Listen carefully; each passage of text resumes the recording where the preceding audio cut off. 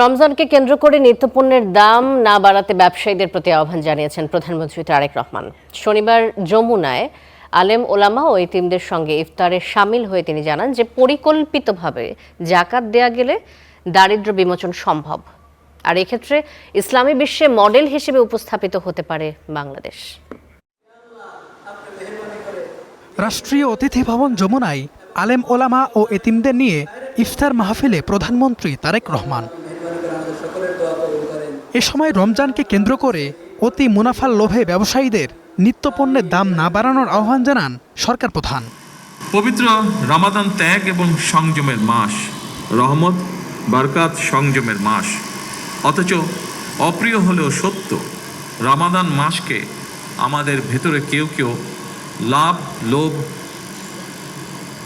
মাস হিসাবে বানিয়ে ফেলে।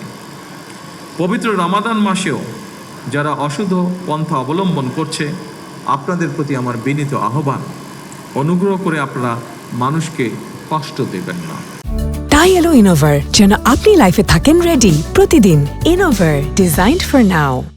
দারিদ্র্য বিমোচনে জাকাতের গুরুত্ব তুলে ধরে প্রধানমন্ত্রী বলেন, পরিকল্পিতভাবে জাকাত দেয়া গেলে 10 থেকে 15 বছরের মধ্যে দারিদ্র্য বিমোচন সম্ভব। প্রতি বছর বাংলাদেশে জাকাতের পরিমাণ প্রায় 20 থেকে 25,000 কোটি টাকার বেশি হয়ে থাকে। কেউ কেউ এর পরিমাণ আরও অনেক বেশিও বলছেন।